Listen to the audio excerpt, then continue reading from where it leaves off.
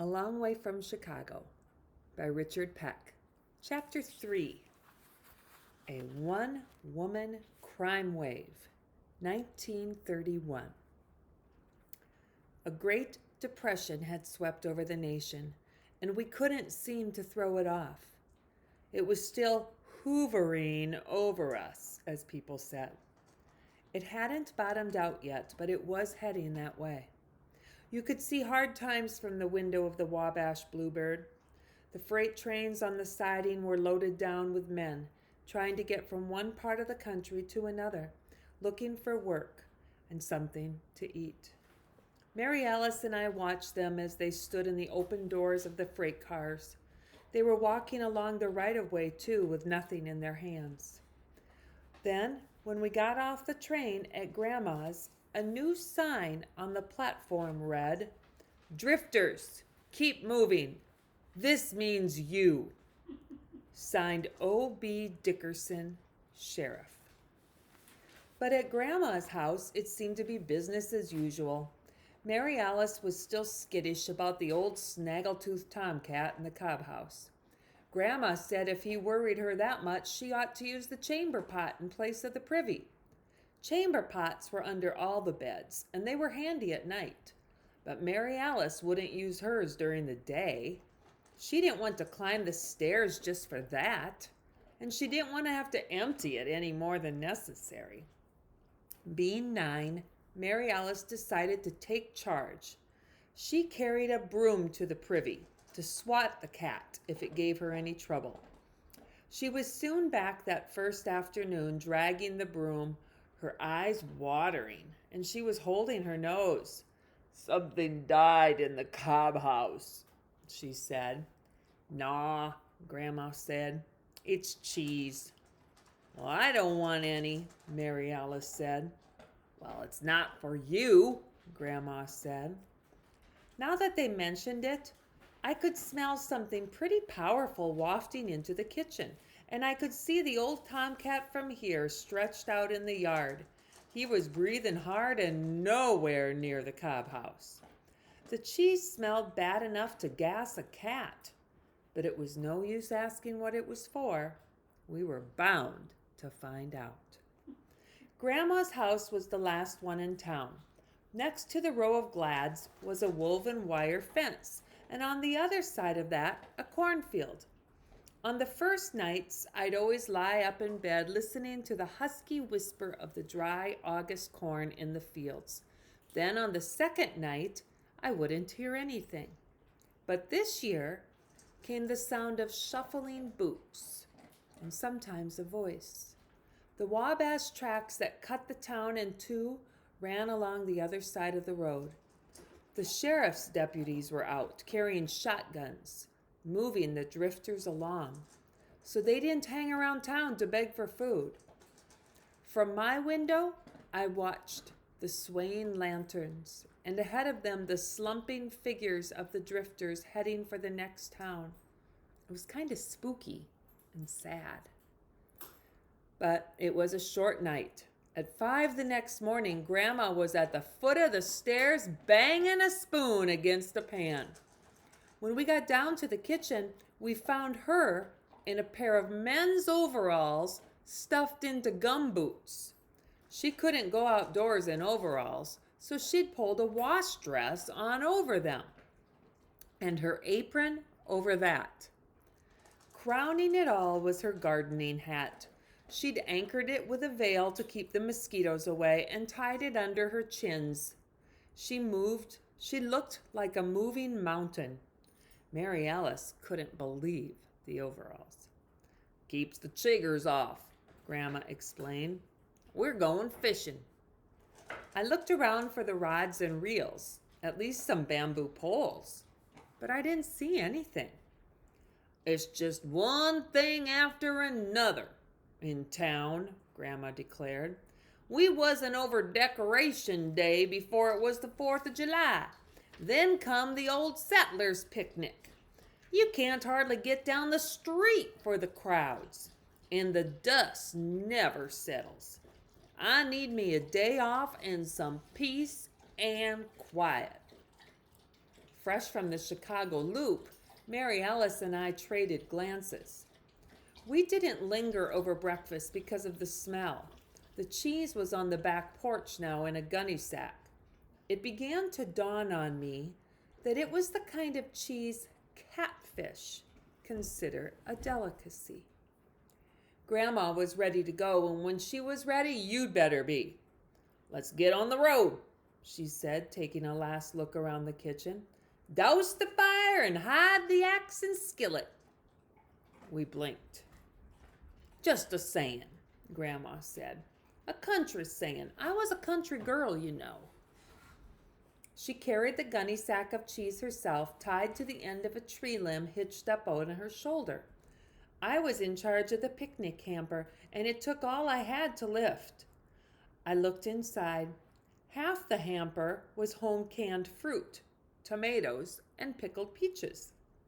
The other half was vegetables from her garden: snap beans, 4 turnips, a cabbage. The only thing that looked like a picnic was a loaf of unsliced, home-baked bread. But I didn't ask. Grandma saved herself a lot of bother by not being the kind of person you question. We trooped out into the morning behind her. As soon as we left her yard, we were in the country. But I had the feeling it could be a long trip. The hamper weighed a ton, and I had no luck in getting Mary Alice to carry the other handle. We were all covered against chiggers, and the day was already too hot. Mary Alice preferred skirts, but she had on her play suit with the long pants. Being 11, I was way too old for shorts anyway, so I had on my jeans. We marched behind Grandma, and it wasn't too bad until the sun came up over the tassels on the corn. We ate the dust off the road for a mile or so. Of course, being a city boy, I didn't know what a mile was, but it felt like a mile. At a stand of timber, we veered across a pasture. "Watch your step," Grandma said. "Cow pies aplenty." We were making for Salt Creek, and pretty soon the trees along the creek began to show on the horizon. But they were like a mirage that kept its distance. Finally, we came to a barbed wire fence with a sign on it. "No trespassing whatsoever. No fishing, nothing. Private property of the Piatt County Rod and Gun Club." Signed, O.B. Dickerson, Sheriff. "Lift that wire so I can skin under," Grandma said. The lowest wire was pretty close to the ground, but Grandma was already flat on her back in the weeds. She'd pushed the cheese through. Now she began to work her shoulders to inch herself under. I pulled up on the wire to the best of my ability, but there wasn't much slack to it. The barbs snagged her hat, though they cleared her nose. But now, here came her bosom. Mary Alice stood by, sucking in her own small chest, hoping to help. The wire cut my hand, and I was stabbed 3 times by the barbs. But like a miracle, Grandma shimmied under. Mary Alice followed with plenty of room, though she didn't like to get burrs in her hair. Being a boy, I climbed the wires and pivoted over on a post, on the heel of my wounded hand. I dragged the hamper through, and now we were in forbidden territory. It all looked overgrown and deserted to me, but Grandma, speaking low, said, "Hush up from here on and keep just behind me." We were in trees and tall grass. As we sloped to the creek bottoms, the ground grew soggy underfoot. Dragonflies skated over the scum on the stagnant backwater. Grandma made her way along the willows, weeping into the water. When she pulled back a tangle of vines, we saw an old, worn-out, snub-nosed rowboat. It was pulled up and tied to a tree, and the oars were shipped in the wet bottom, beside a long pole with a steel hook at the end. "Work that rope loose," Grandma whispered to me. She pointed for Mary Alice to climb aboard, and she followed, reaching back to me for the hamper. The knot was easy, but pushing the boat with Grandma in it wasn't. By the time the boat was afloat, I was up to my shoe tops in muddy water. I never thought for a minute that this was Grandma's boat, but she was one expert rower. She had the oars and the locks, and they pulled the water with hardly a ripple. She turned us and rowed along the bank under the low-hanging limbs. We were on our way somewhere quiet as the morning. I was in the back of the boat lolling, my mind drifting. Then I got the scare of my life. A low limb writhed and looped. I caught a quick glimpse of sliding scales and an evil eye, maybe a fang. Then an enormous snake dropped into the boat. It just missed Grandma's lap and fell hissing between her and me. The last thing I saw was this thing thick as a tire snapping into a coil. When I came to, we were tied to a sapling, and Grandma was crouched over me. She was applying a rag wet with creek water to my forehead. Mary Alice was behind her, looking round-eyed at me. "You fainted, Joey," she accused. Boys don't faint. I passed out, and it was probably mostly the heat. Sunstroke, maybe. Then I remembered the snake, and I grabbed up my knees. "Never mind," Grandma said. "It's gone. It was harmless, good size, but harmless. There's cottonmouths around, though, so I'd keep my hands in the boat if I was you." "It was swell," Mary Alice said. "It was keen. You should have seen how Grandma grabbed it up by its tail and snapped it just once and broke its neck." "It was all neck, if you ask me." "Then she hauled off and flung it way out in the water," Mary Alice went on relentlessly.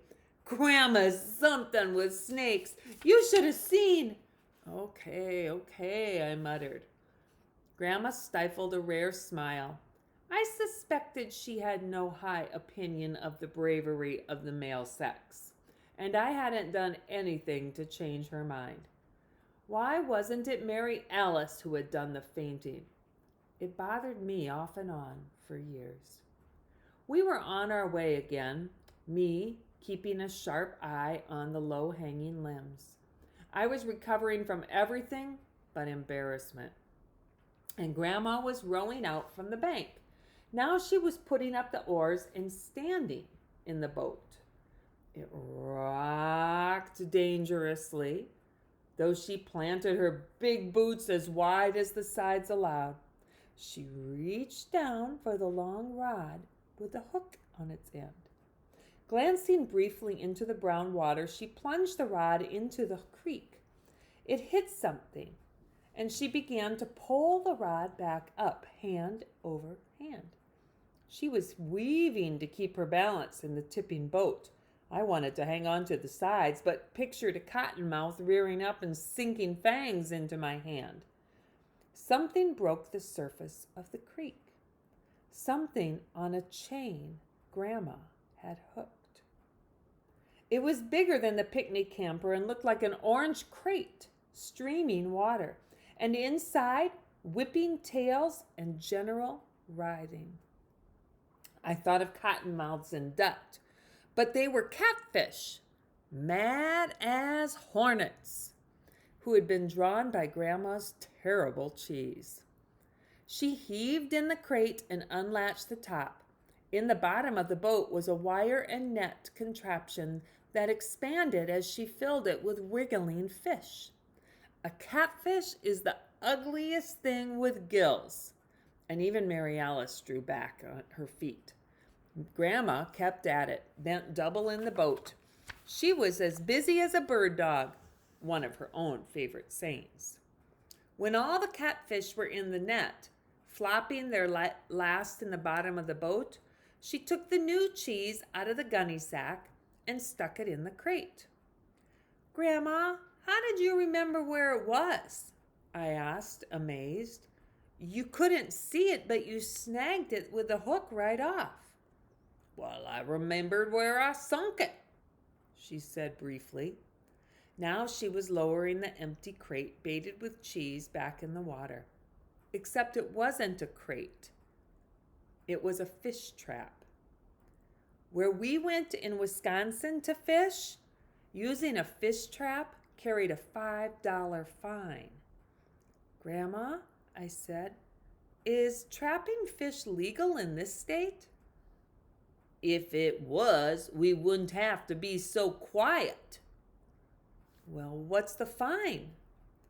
Nothing if you don't get caught, she said. Anyhow, it's not my boat. Which was an example of the way Grandma reasoned. Them critters love that cheese, she said fondly as the trap sank from view. She bent over the side to wash the smell off her hands, nearly swamping the boat. Soon we were gliding gently downstream. Grandma rowing easily. The catfish were at her feet, flopping less now. My brain buzzed. Dad was a dedicated fisherman. He tied his own flies. He was a member of the conservation club. What if he knew his own mother ran an illegal fish trap? Brewing home beer was one thing because the prohibition law only profited the bootleggers, but we're talking about good sportsmanship here. I noticed Mary Alice's eyes on me. She was watching me around Grandma's rowing arm, and she was reading my mind. It was then that we decided never to tell Dad. You could say one thing for Grandma's method. You got your fishing done all at once. It wasn't later than 8 o'clock, and maybe we'd gotten away with it. It seemed to me we ought to have brought some poles along and a can of worms, considering our catch. But I thought maybe things would settle down now, and we could have the quiet day in the country Grandma wanted. Then we heard singing. I almost jumped out of the boat. It had felt as if we three were alone in the world. Now this singing warbled up from around a bend in the creek, like a bad barbershop quartet, with extra voices chiming in.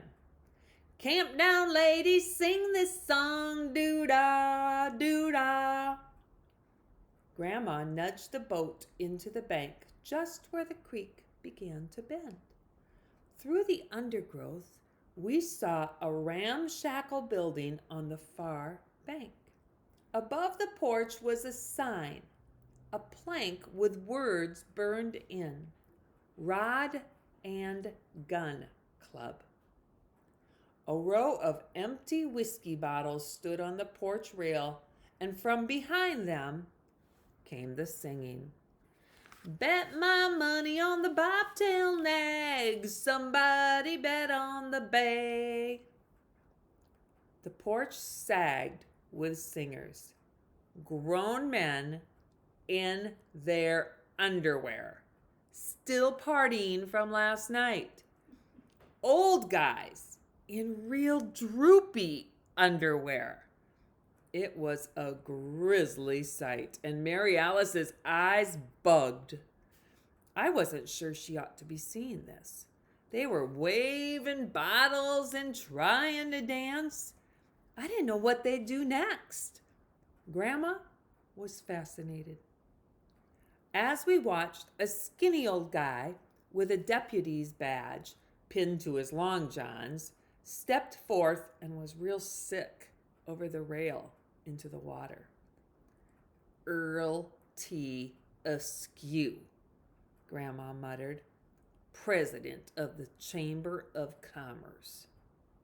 But now, a fat old geezer in the droopiest drawers and nothing else pulled himself up on the porch rail. Bottles toppled into the water as he stood barefoot on the rail, teetering back then forward, while the others behind him roared, "Whoa! Whoa! Shut up a minute!" he roared back at them, "and I'll sing you a good song." He took a slug out of the bottle in his fist and began. "The night that Patty Murphy died, I never shall forget. The whole turned town got stinking drunk, and some ain't sober yet. The only thing they done that night that filled my heart with fear, they took the ice right off the corpse and put it in the beer." Then he fell back into the arms of the cheering crowd. "Ain't that disgusting?" Grandma said. "He couldn't carry a tune in a bucket." "Who is he?" I whispered. "O.B. Dickerson, the sheriff," she said. "And them drunk skunks with him is the entire business community of the town." Mary Alice gasped. The drawers on some of the business community were riding mighty low. "They're not acting very right," she said, very prim. "Men in a bunch never do," Grandma said. "They were tight enough to fight, too, and we were on their private property.